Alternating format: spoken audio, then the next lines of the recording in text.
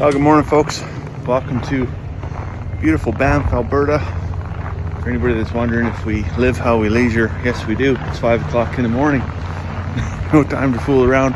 We're heading home today. I heard a rumor it was minus 40 at home. Wasn't Mercury say here?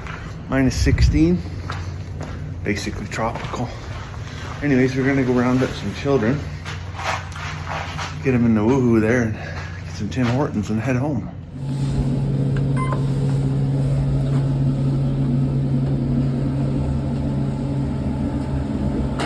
All right, let's fast forward about, what would it be, 9 hours, something like that. Hey, look at that. We're home. Home sweet home. Lots of stuff happened while we were away, but I'm gonna run and get some chores done and make sure what we don't know about is figured out. What we do know is that the dog chewed off the cable on the electric water heater that I had in the trough that I put the cover on specifically so he couldn't touch the cord. He found a way. I'm not sure what's left of that extension cord, but I know what I'd like to do with it. And then the other thing the farm sitter said was that in a couple days they collected 81 eggs, and they had accounted for basically taking some eggs as payment, and they weren't really sure what the heck to do with 81 eggs. So we're hoping that we could swing by and maybe take some of our eggs back. I'm gonna get the basket here. We'll run over there and see what we got just in the last 24. Drive up from Banff was fairly uneventful. We saw 2 deer that tried to off themselves on the highway. That was about it. That was really the only action we left. By the time I got 4 trips of luggage and everything down to the vehicle and the kids rounded up, it was closing in about, I think, about 5 to 6 when we peeled out of Banff. And then we were going to go up through Cochrane, Sundre, up through Rocky and Drayton Valley, and up the Cowboy Trail. And it ended up taking us through the Smoky First Nation. I think that's what it was. A bit of a windy, hilly, very narrow road, snowy, blowy conditions. So the guy's got to consider that if you're making a long trip. What end of the blanket are you willing to pull up, or like you're gonna have cold ears or cold feet? Because if you would have waited till daylight to have better driving conditions, well, we'd have been getting home at 6-7 o'clock in the dark. What do you want to do, right? So leave early. At least we got home. Still a little bit of daylight. Still got time to do some chores. Don't have to do anything in the dark. The in-laws were supposed to come with us. They were supposed to go down and then have a couple days in Banff with us, and then ride back up with us.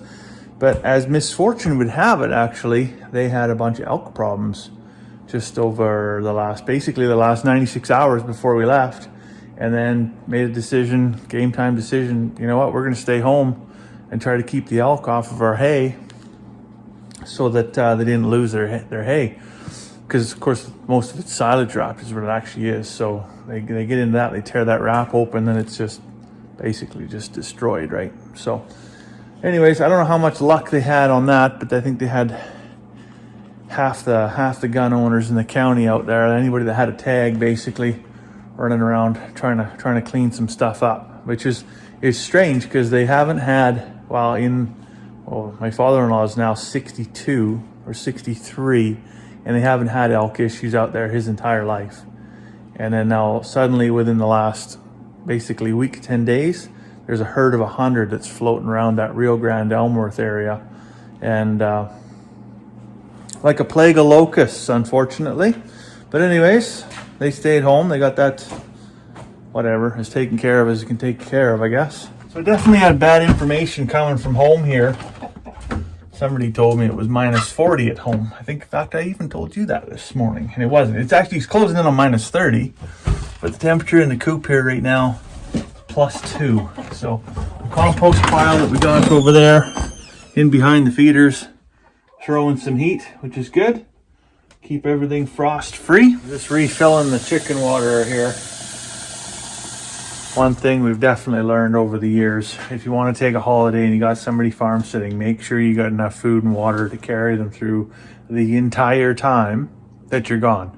Have a bucket of water, have a bucket of feed, and everything sitting right where it's got to be sat.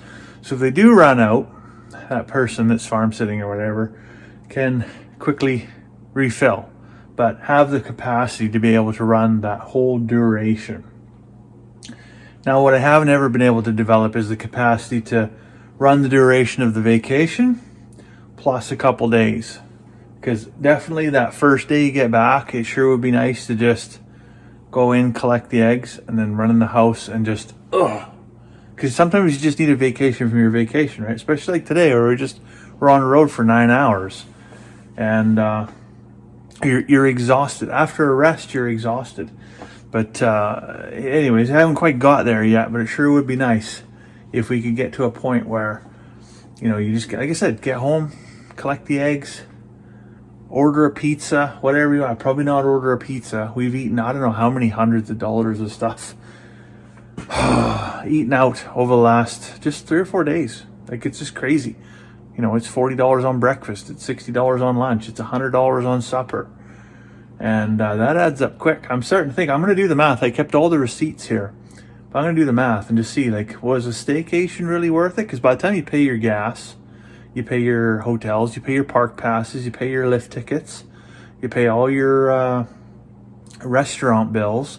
We must have spent nearly $100 just on ice cream over a couple of days, you know. So it's all adds up, right? And you think about, well, what, plane tickets and an all-inclusive deal, like how far away are we? And it's plus 30, not minus 30. It's, you know, the math starts to do itself there. And I can't complain. It's not like the weather was bad when we were there. The day we went to Lake Louise, it was about -6, but it was snowing and cloudy all day, like foggy, kind of overcast, socked in, so to speak. And you really couldn't see the top of the mountain. So, you know, for a guy like myself that doesn't ski, you know, the sightseeing tours were pretty uneventful. The next day we went out in Banff. We kind of toured around the town. It was New Year's Day, so lots of stuff was closed, which was strange because it's Banff, and you know, you would think that would be like Canada's city that never sleeps, but apparently it does sleep. And lots of stuff, like the touristy, the gift shops and all that stuff was open, but like the actual like art galleries and the museums and stuff like that, some of that was shut down. It was like, yeah, well, that's disappointing. But the weather was still pretty nice. But today, like I said, this morning it was -16 or 17, something like that. So you know, you think if you hopped on a plane from somewhere else, maybe, you know, on the Asian continent somewhere, maybe lots of folks come over from Europe, and boy, you're gonna get a big temperature shock coming over. I'm wondering why you weren't going to Barcelona or you know, Tijuana or somewhere. Just never mind all the problems they have. At least the air isn't trying to kill you. Anyway, speaking of trying to kill you, I got to figure out what this big white bugger chewed off there, because that power cord comes across from the septic tank, the water heater, and it's a GFCI plug. So hopefully it tripped right at the outlet, or tripped the breaker, and hopefully it's not just sitting there chewed off and live. But I'm gonna take another heater out there to melt it, so I can melt the one that he chewed up out of the ice block that's there now. But I'm gonna lock him out of that pen. He's gonna have to sleep under the deck tonight. That'll be his lesson for poor behavior, I suppose. I got this one here. This one I dug out. It's same concept, right? This one said it was thermostatically controlled, but it was only supposed to go in like a 300-gallon tank. What I found is if you run this one, it was just making a water trough jacuzzi. Like, it was crazy how hot the water would be, like 50 degrees Celsius. Like, it's hot water. You could bath in it. Anyways, I just dug it out of there. I haven't been using it for a couple of years specifically because of that, but I'm going to use it now because why wouldn't I? I got a whole bunch of ice to melt. And I've already got that stainless steel grating in the bottom of that trough, so this can go down and it won't melt a hole in the trough. And I'll lock that dog out of the pen so he doesn't chew up heater number 3, because then I will have to beat him with an extension cord. Well, it looks like that dirty bugger found his way under there, dragged the cord in, got it unplugged, and then chewed it off, because nothing was tripped. We're starting to steam our way through the ice there now, so it won't be long and we'll have that thawed right out, and I'll be able to recover the old heater. Then I'll unplug this one because I don't need it to be I don't need to be making tea out in the yard here. Anyways, it's cold enough out here and the wind is blowing out of the east. I know I do want to make a cup of tea for me. And hopefully he doesn't chew the cord in the process. So I'm going to let you go for now. I'm happy to be home. And we'll see you tomorrow.